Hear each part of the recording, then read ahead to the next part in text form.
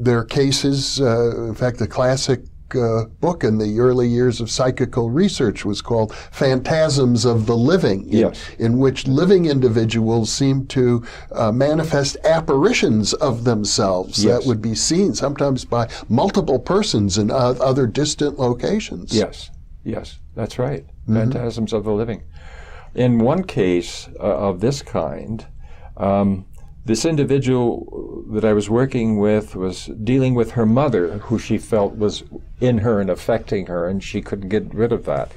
Now, you can certainly look at that psychodynamically and say this is a mother complex and so forth. That's a legitimate way to look at it. But it might have been both. It might have been both. The thing is that she did a lot of work with her mother complex, and it didn't have any effect on this. So she wanted to see if it could be explored as some actual presence of her mother. And we did. And her mother was still alive.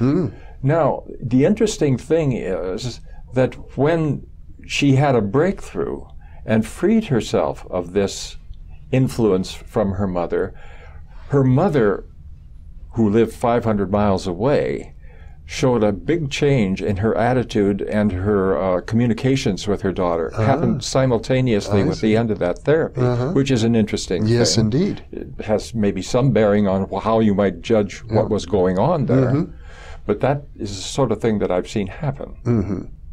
Well, I gather that as a psychotherapist, you've never seen anything akin to what might be called demonic possession. No, the nearest to that was a man that I worked with. I talk about this in the book. The man that I worked with who felt himself possessed by this something or other that caused him to feel quite murderous towards his wife. And so this was a situation where he was quite afraid of himself in a certain way because of that.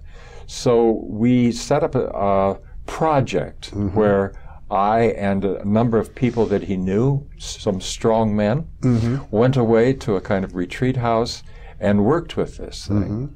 And it turned out to present itself, or to claim that it was a being that it had existed hundreds of years ago, and had come down through his family to him, ended up with him. And as we continued to examine this thing and listen to it talk and explain itself, it seemed to be something that was not human.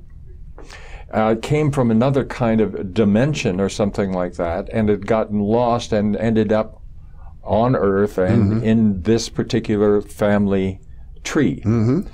Now, it seemed really bizarre to me, but that was what was showing itself. That was the narrative. That was the narrative, and we worked with it that way. And eventually, in communicating with it through talking with this man, and this is always done in trance states, talking with the man and talking directly to it in that sense, it began to remember where it actually came from. Before that, it was like it had an amnesia for that.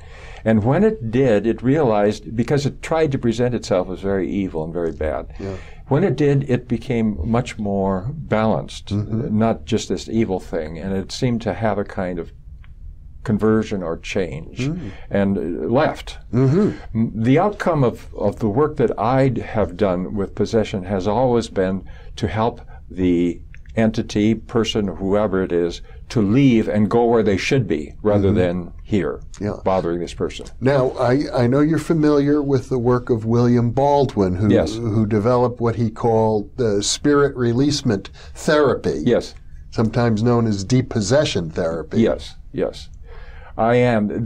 What I did was very different from that, because first of all, he tended to see possession as demons of various kinds, of various powers and so forth, and his work was a kind of exorcism, and he was quite convinced of his view, and so when he did that work, the procedure was precisely to get rid of these things, sometimes in the hundreds or thousands from an individual. My work was never like that. It was always a very individual thing. There was a history there that had to be understood and a resolution that had to be met.